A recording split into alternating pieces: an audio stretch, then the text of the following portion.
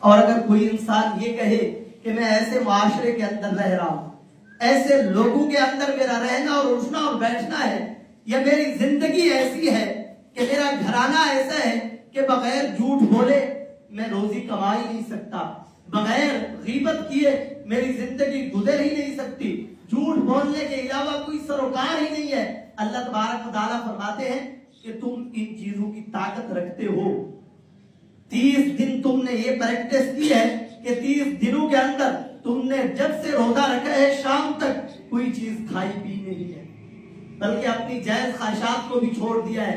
فرمایا کہ یہ کھانا پینا تو ایسا ہے کہ انسان ان کے بغیر زندگی گزار ہی نہیں سکتا، جی ہی نہیں سکتا، بلکہ ایک جگہ کے اندر یہ بھی حکم ملتا ہے، حضور علیہ الصلوۃ والسلام نے فرمایا کہ اگر کوئی انسان ایسا تنگ دست ہو کہ اسے کھانے پینے کے لیے کچھ بھی نہ ملے اور اسے یہ فکر لائق ہونے لگ جائے کہ شاید چند ہی لمحے بعد میری موت باقی ہو جائے، تو ہماری شریعت کہتی ہے کہ آپ حرام بھی کھا سکتے ہو اس کو۔ کس لیے؟ اپنی زندگی بچانے کے لیے، زندگی بچانے کے لیے آپ اتنے لقمے حرام سے کھا سکتے ہیں جس سے آپ کی زندگی بچ جائے۔ فرمایا کہ جب زندگی بچانے کے لیے یہ کھانا اور پینا ہے اور یہ مجبوری ہے، بغیر کھائے پیے کوئی زندہ رہ نہیں سکتا، فرمایا کہ گناہ جو ہے ان سے تو کسی کی زندگی جڑی ہوئی ہے ہی نہیں۔ کوئی انسان کہے کہ جھوٹ بولنا میری مجبوری ہے، غیبت کرنا میری مجبوری ہے، لوگوں کے اوپر طنز کرنا یہ میری مجبوری ہے، لہذا اس سے میری زندگی جڑی ہوئی ہے، یہ سب سے بڑا جھوٹ ہے، یہ سب سے بڑا جھوٹ ہے۔ جب یہ جائز کام ہے، ان سے انسان 30 دن رک سکتا ہے، تو گناہ چھوڑنا تو اس سے بھی اور بڑا آسان کام، اس سے بھی اور بڑا آسان کام ہے۔ اگر 30 دن کے بعد بھی اس سے گناہ نہ چھوٹے، رمضان مبارک کے اندر بھی گناہ نہ چھوٹے، تو سمجھ لے کہ روزوں کا جو اصل مقصد ہے لعلکم تتقون، تقوی اور پرہیزگاری، وہ اسے حاصل نہیں ہوا۔ تو پھر حدیث کے اندر آتا ہے کہ حضور علیہ الصلوۃ والسلام نے فرمایا کہ اللہ تبارک و تعالیٰ فرماتے ہیں، حدیث قدسی ہے کہ اس انسان کا بھوکا اور پیاسا رہنا اسے کچھ فائدہ نہیں دے گا، اسے کچھ فائدہ نہیں دے گا۔ تو انسان کی زندگی کا یہ مقصد ہونا چاہیے کہ جب میں ایک جائز کام ہے، جو حلال کام ہے، اگر 30 دن ان کو چھوڑ سکتا ہوں، جو ناجائز کام ہے، حرام ہے، جو بغیر رمضان کے کرنا بھی جن کا گناہ ہے، تو رمضان کے اندر ان کا کرنا کتنا بڑا گناہ ہوگا، کتنا بڑا جرم ہوگا کہ رمضان مبارک کے اندر بھی ہم نے اپنی زندگیوں کو گناہوں سے نہ بچایا۔ تو اللہ تبارک و تعالیٰ کیا فرماتے کہ اس سے بڑا بدبخت اور کوئی نہیں، اس سے بڑا بدبخت کوئی نہیں ہے جس نے رمضان کے اندر بھی گناہوں کو نہ چھوڑا۔ اور اللہ تبارک و تعالیٰ کی طرف سے اتنی وسیع رحمت ہے، اتنی وسیع رحمت ہے کہ ہم رمضان مبارک کے اندر ایک جمعۃ المبارک آج پڑھ رہے ہیں، ایک جمعے کا رمضان مبارک کے اندر پڑھنا تم سال بھر کے جمعے پڑھتے رہو اس کے ثواب کے برابر نہیں پہنچ سکتے۔ حدیث کے اندر آتا ہے نا، اللہ تبارک و تعالیٰ نے فرمایا کہ تم رمضان مبارک کے اندر جب ایک فرض ادا کرتے ہو تو 70 فرضوں کے برابر تمہیں ثواب ملتا ہے۔ جب رمضان مبارک کے اندر ہم ایک جمعہ ادا کریں گے تو 70 جمعوں سے زیادہ ثواب ملے گا، اور سال کے اندر آپ دیکھیں تو پورے سال کے اندر 70 جمعے نہیں آتے۔ فرمایا کہ جب تم نوافل پڑھو گے تو نوافل کو ہم فرضوں کے برابر کر دیں گے۔ اللہ تبارک و تعالیٰ کی طرف سے کتنا بڑا انعام ہے، کتنا بڑا یہ پیکج ہے کہ جس پیکج کو ہم چھوڑ کر آج گھروں کے اندر بیٹھے۔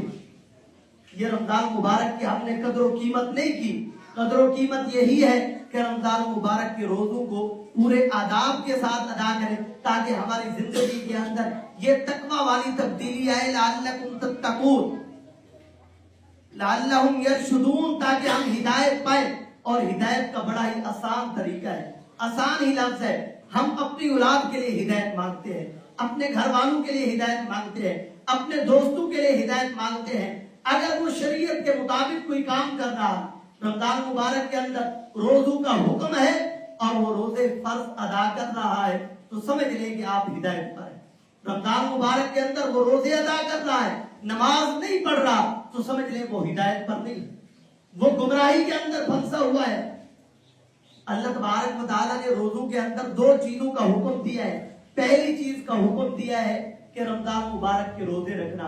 और दूसरी चीज का हुक्म दिया है क़ियाम लाइल, रात का क़ियाम करना, रात का जागना। इसलिए फरमाया कि कल क़यामत के दिन रोजा भी अल्लाह तबारक व तआला की दरबार में इसके हक के अंदर सिफारिश करेगा कि पूरा दिन ये भूखा और प्यासा रहा है, पूरा दिन इसने अपनी जायज नफसानी ख्वाहिशात को छोड़ दिया था। और फरमाया कि कुरान भी सिफारिश करेगा कि या अल्लाह ये रातों को जागता रहा, मेरी तिलावत सुनने और पढ़ने की। और जिसने रातों का क़याम नहीं किया, अब रात का क़याम अल्लाह तबारक व तआला ने फर्ज नहीं किया बल्कि इंसान की तरगीब पर छोड़ दिया। रोजा फर्ज है, रात का जागना फर्ज नहीं है, बल्कि ये तरगीब के तौर पर छोड़ दिया है कि देखना चाहते हैं कि रोजा रखकर इस रोजे का असर किस इंसान के दिल के अंदर हुआ है कि वह रात को जागकर कुरान की तिलावत करते हैं। जिसने कुरान की तिलावत की, कुरान को तरावी के अंदर सुना, तो गया के रोजे ने उसके दिल के अंदर ईमान की चिंगारी को जगाया है। अब उसका दिल जिंदा हो चुका है कि वो कुरान को सुनने के लिए शौक और जज्बा रखता है।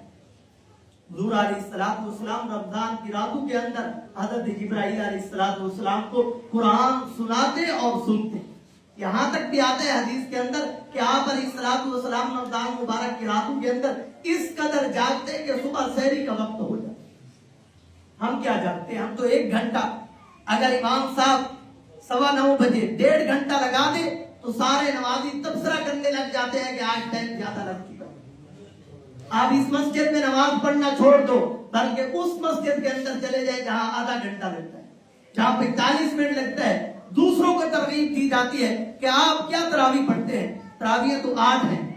और हुजूर अलैहिस्सलातु वस्सलाम क्या कह रहे हैं कि रमजान मुबारक की रातों को जागना, क़याम करना, ये कुरान के लिए सिफारिश का हक बनेगा कि कुरान इसके लिए सिफारिश करेगा।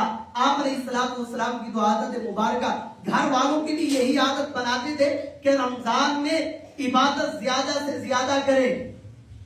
9 बजे तक जागना, 10 बजे तक जागना, ये तो हमारी जिंदगी का पहले ही मामूल है, पहले ही हम जागते हैं। मजा तो तब आता है कि हम अमली जिंदगी के अंदर रमजान मुबारक के अंदर इससे भी ज्यादा जागे और इबादत के लिए जागे, जिक्र और अज़कार के अंदर जागे, कुरान की तिलावत करते हुए जागे। फिर हमने रमजान का हक अदा किया है। फिर असर होगा कि वाकईतन तुमने रात का एक हिस्सा इबादत के अंदर गुजारा है। अगर हम 1 घंटा तरावी पढ़ने के बाद कह दे कि हमने हक अदा कर लिया है, हमने रमजान का फिर भी हक अदा। तो हमें इनफिरादी इबादत भी रमजान मुबारक के अंदर करनी चाहिए। ये अल्लाह तबारक व तआला का बहुत बड़ा करम है कि अल्लाह ने हमें तरावी की नमाज दी है कि हम एक ही इमाम के पीछे खड़े होकर 20 रकात नमाज तरावी पढ़ते हैं। और कुरान का सुनना फर्ज है और आप इमाम के सवाब से भी आगे बढ़ जाते हैं। और इस नेमत को छोड़ देना, एक ही महीना आता है, पूरा साल हम अयाशी करते हैं, आजादी करते हैं कि अशा की नमाज पढ़ने के बाद हुक्म है आप सो जाए, हम सो जाते हैं। सिर्फ एक ही महीना है। आप अलैहिस्सलातु वस्सलाम ने इस तरावी की नमाज को पसंद किया है, लेकिन उम्मत के साथ मोहब्बत क्या की है, खैर खाई क्या की है। फरमाया कि मुझे डर है कहीं मेरी उम्मत पर ये फर्ज ना हो जाए।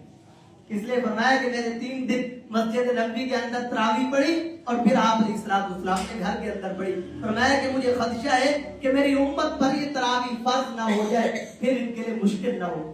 देखें कि आप अलैहिस्सलातु वस्सलाम ने इसको पसंद किया है।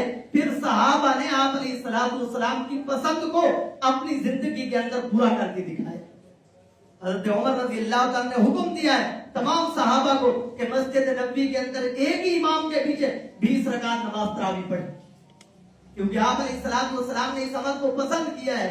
और ये खदशा था, ये डर था कि वही का जमाना है, कहीं फर्ज ना हो जाए। अब वही का जमाना खत्म हो चुका है, अब ये डर खत्म हो चुका है। हुजूर अलैहिस्सलातु वस्सलाम चले गए हैं, लिहाजा जो चीजें फर्ज होनी थी वो फर्ज हो गई है, जो चीजें नवाफिल रहनी है अब वो नवाफिल ही रहेंगे। लिहाजा अब ये डर खत्म हो चुका है।